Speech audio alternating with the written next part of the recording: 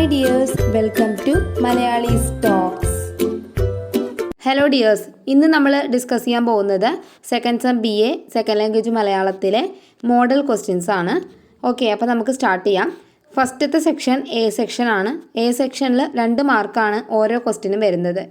A സെക്ഷനിലെ first ചോദ്യം, ജാതിയും ഭക്ഷണവും തമ്മിലുള്ള ബന്ധം അവതരിപ്പിച്ച നവോത്ഥാന നായകൻ ആര്?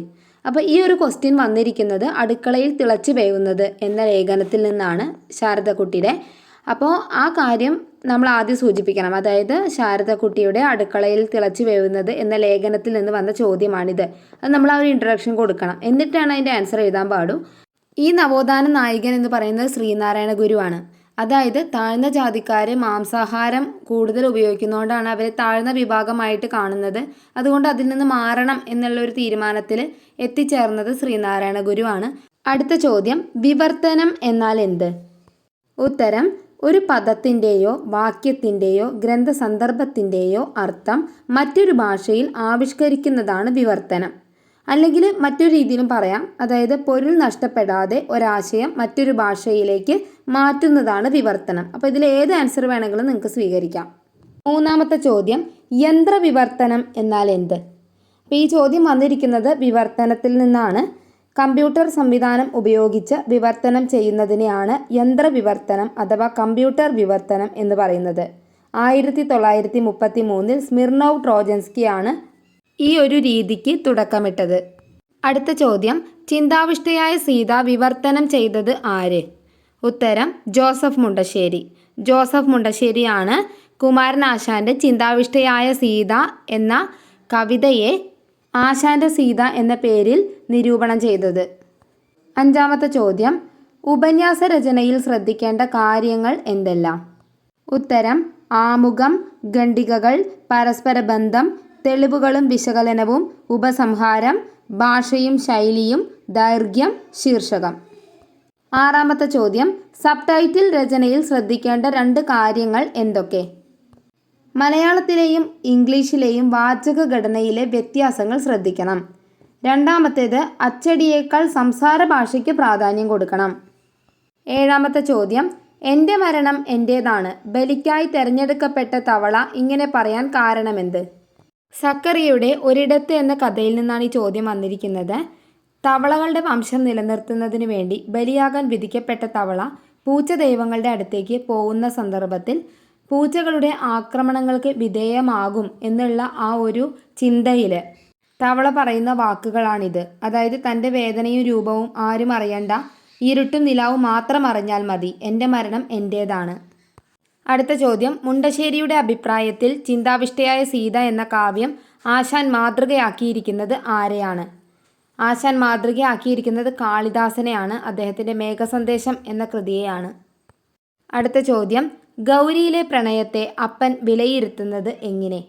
പ്രണയചേഷ്ടകളില്ലാത്ത പ്രൗഢമായ സ്ത്രീ പുരുഷ പ്രേമം എന്നാണ് ഗൗരിയിലെ പ്രണയത്തെ വിലയിരുത്തുന്നത്. അടുത്ത ചോദ്യം, ദളിത് അടിമ ജാതികളുടെ പരിവർത്തനത്തെ മതപരിവർത്തനമായി കാണുവാൻ കഴിയില്ല എന്ന് പറയുന്നത് എന്തുകൊണ്ട്? എന്തുകൊണ്ടാണ് ഈ ചോദ്യം വന്നിരിക്കുന്നത്? ആധുനിക കേരളം ആരുടെ ഭാവനയാണ് എന്ന ലേഖനത്തിൽ നിന്നാണ്. ഇങ്ങനെ പറയാൻ കാരണം താഴ്ന്ന വിഭാഗക്കാർക്ക് സമൂഹത്തിൽ നല്ലൊരു സ്ഥാനം ലഭിക്കുന്നതിന് വേണ്ടിയിട്ടാണ് അവർ മതപരിവർത്തനം നടത്തിയത്. അല്ലാതെ ഒരു ദൈവത്തെ, പുതിയൊരു ദൈവത്തെ തിരഞ്ഞെടുക്കലായിരുന്നില്ല അതുകൊണ്ട് ഉദ്ദേശിക്കുന്നത്. ഇതിൽ നിങ്ങളോട് എടുത്ത് പറയാനുള്ളൊരു കാര്യം, A സെക്ഷൻ എന്ന് പറയുന്നത് 2 മാർക്കിൻ്റെ ക്വസ്റ്റ്യൻസ് ആണ്. അപ്പോൾ അതിൽ നമ്മൾ ഫസ്റ്റ് എഴുതേണ്ടത് ചാപ്റ്ററിൻ്റെ പേര് എഴുതിയ ആളുടെ പേര് വെച്ചിട്ട് എഴുതണം. കാരണം 2 മാർക്കിൽ 1 മാർക്ക് അതിൽ നഷ്ടമാവും. അതുകൊണ്ടാണ് അത് പ്രത്യേകിച്ച് എഴുതാൻ മറക്കരുത്. ഓക്കെ, അപ്പോൾ 10 ക്വസ്റ്റ്യൻസ് ഉണ്ടാവുക. സീലിംഗ് മാർക്ക് സാധാരണത്തെ പോലെ തന്നെ ഉണ്ടാവും.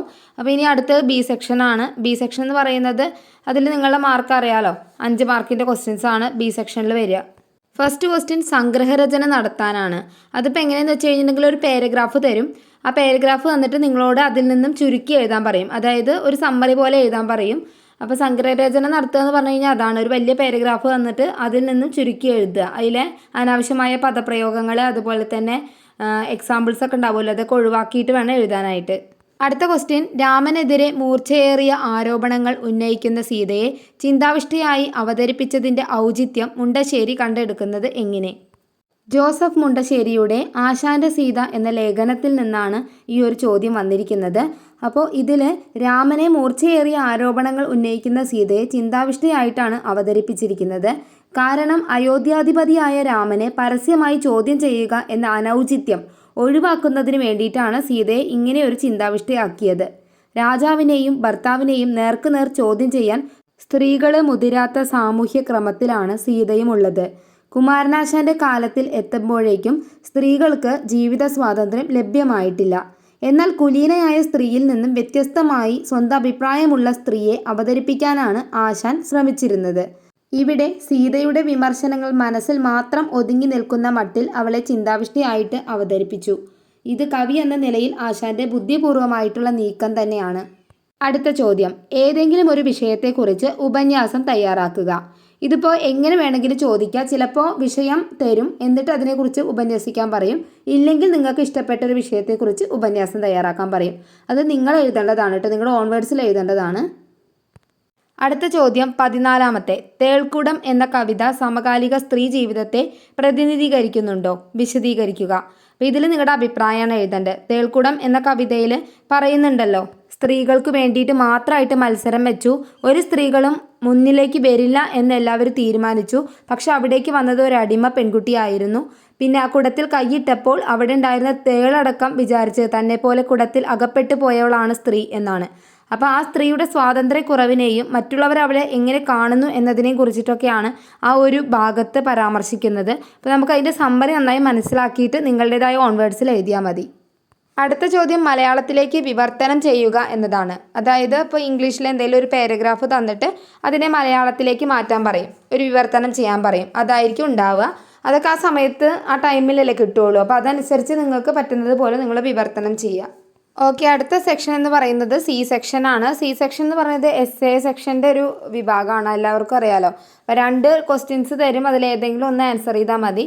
അപ്പോൾ അതിൽ ഫസ്റ്റ് ക്വസ്റ്റ്യൻ ഇതാണ്: ആപത്കരമായി പൊട്ടിത്തെറിച്ചേക്കാവുന്ന ഒരുപാട് ഉപകരണങ്ങളുടെ കൂടാരമാണ് അടുക്കള. ഈ പ്രസ്താവനയെ മുൻനിർത്തി വിശകലനം ചെയ്യുക. അപ്പോൾ ഇത് നമുക്കറിയാലോ, അടുക്കളയിൽ തിളച്ച് വേവുന്നത് എന്ന് ശാരദക്കുട്ടിയുടെ ലേഖനത്തിൽ നിന്ന് വന്നിട്ടുള്ള ചോദ്യമാണ്. പണ്ടുകാലം മുതൽ തന്നെ സ്ത്രീകളെ ഒതുക്കി നിർത്തിയിരുന്ന ഒരു സ്ഥലമാണ് അടുക്കള എന്ന് പറയുന്നത്. അടുക്കളയിൽ ഓരോ ജോലികളും സ്ത്രീകൾക്ക് മാത്രമുള്ളതാണ് എന്നുള്ളൊരു നിയമവും പണ്ടുകാലം മുതൽ തന്നെ ഉണ്ടായിരുന്നു. ഇങ്ങനെ എല്ലാ ജോലികളും ചെയ്ത് മാനസിക സമ്മർദ്ദം കൊണ്ട് എപ്പോൾ വേണമെങ്കിലും പൊട്ടിത്തെറിച്ചേക്കാവുന്ന ഒരവസ്ഥയിലാണ് സ്ത്രീ ഉള്ളത് എന്ന യാഥാർത്ഥ്യമാണ് ഇവിടെ വിശദീകരിക്കുന്നത്. അടുത്ത ചോദ്യം, കൃതികളെ മനുഷ്യജീവിതത്തോടും സമൂഹത്തോടും ചേർത്ത് വെച്ച് കാണുന്ന വിമർശന രീതിയാണ് മുണ്ടശ്ശേരിയുടെ ആശാന്റെ സീത ലേഖനത്തെ മുൻനിർത്തി പരിശോധിക്കുക.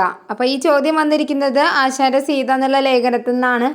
എസ് എഴുതുമ്പോൾ പ്രധാനമായിട്ട് ക്വസ്റ്റിന് ഇമ്പോർട്ടൻസ് കൊടുത്തിട്ട് എഴുതുക. അപ്പോൾ അതിൻ്റെ ആശയം തന്നെയാണ് ഇതിൽ നമ്മൾ പ്രധാനമായിട്ട് എഴുതേണ്ടത്. ആശയം മാത്രമല്ല, അതിൽ എന്തൊക്കെ വിമർശനങ്ങളാണ് നടത്തിയിരിക്കുന്നത് എന്നീ കാര്യങ്ങളൊക്കെ ഉൾപ്പെടുത്തി എഴുതുക. ഓക്കെ ഡിയേഴ്സ്, അപ്പോൾ എല്ലാവർക്കും താങ്ക് യു ഓൾ. എല്ലാവരും നന്നായി മനസ്സിലാക്കി എക്സാം എഴുതുക. എന്തെങ്കിലും സംശയം ഉണ്ടെങ്കിൽ അപ്പം എന്നോട് ചോദിച്ചോളൂ. എനിക്ക് പറ്റുന്ന കാര്യങ്ങളൊക്കെ ഞാൻ നിങ്ങൾക്ക് പറഞ്ഞു തരുന്നതാണ്. പിന്നെ എന്തെങ്കിലും അപ്ഡേറ്റ്സ് ഒക്കെ ഉണ്ടെങ്കിൽ ഞാൻ നിങ്ങളെ അറിയിക്കുന്നതാണ്.